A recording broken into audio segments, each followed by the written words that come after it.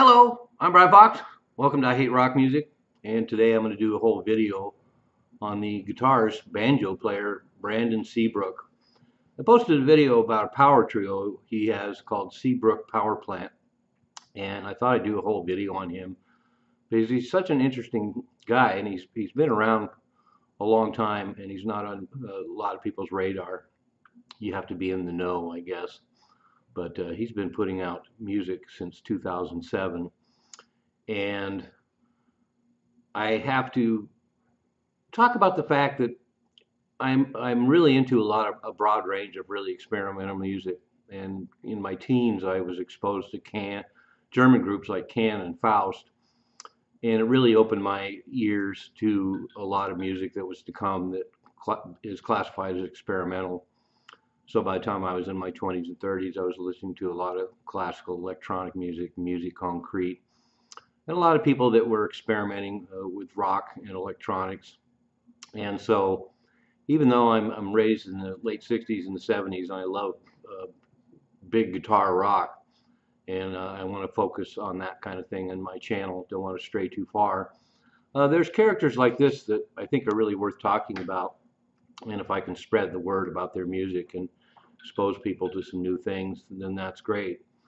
And Brandon Seabrook is a good example of that because, as far as I can tell, he's pretty much the only rock banjo player out there that I know. And of course, a lot of banjo has been used in various rock music bands, and generally like country bands and the Eagles and things like that. So to have a guy like this who starts out as an experimental guitar player and then embraces the banjo and expands its capabilities is somebody that's really interesting to me. And as usual, I'll post a bunch of links below. Besides the Seabrook power plant, he's got a lot of material out there, and it's really fascinating. It just really runs the gamut of experimental sounds and the things he does with banjo, both as just approaching the banjo with more obtuse chord work and a lot of interesting improvising on it that you wouldn't normally hear from a banjo player.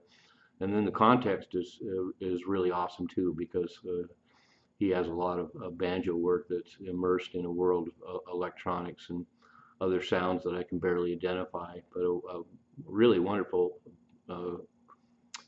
batch of work.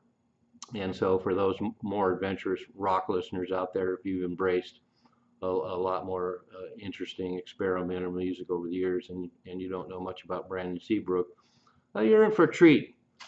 So a lot of this music that I haven't heard yet. I'm still doing a deep dive into Brandon Seabrook because he's got a lot of material out there. A lot of it's not on YouTube, a lot of it is. And so I'm going to have to snoop around to find some of the rarer stuff. But 2007, as far as I know, is the first release in more of a jazz setting with bassist Ruben Ratting, who spent some time out here in Seattle as well.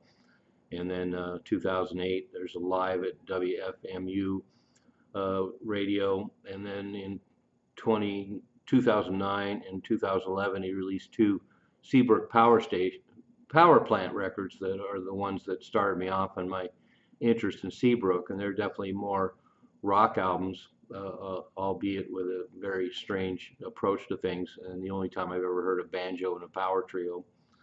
But since those power station power plant albums, he's put out an amazing amount of material. In 2014, prog rock, pretty crazy stuff. Unfortunately, I don't have anything to post, but he did an incredible guitar-oriented prog rock record, for better words. I'm not sure how to describe it, called Sifid Vitalizers. That's another thing I discovered about Brandon Seabrook. Not only is he artistic on the banjo and the guitar, but he obviously is fascinated with language because he comes up with some of the most obscure titles for a lot of his work, both albums and songs. And so in 2015, he put out Content Provider, 2017, Needle Driver, 2017, De Tramo Fatale, 2018, Stamadai, 2019 Shock Breakout, 2021 Voluptuaries, 2020 Exaltations, 2022 In the Swarm, and 2024 The Object of Unknown Function. And then also 2024 Ballad of Newfangled Vicissitudes. Whew, what a mouthful. And then he also had a rock band between 2002 and 2006 called Beat Circus. And so there's a lot of material. I'm going to be able to, I've already posted about the SEABROOK power plant, their two releases. And I also have below posted here In the Swarm, Object of Unknown Function, Voluptuaries, and Ballad of Newfangled Vicissitudes. And they're really great, wonderful experimental work. And one of the things I like about this type of experimental work is that it's very listenable. It's music. There's a lot of experimental things out there that seem like they're more fun for the people playing than it is to listen to. And I've really gravitated towards experimental music that has a lot of musicality to it. It just makes it that much more interesting. And I think it's harder to do as well. So my hat's off to Brandon SEABROOK.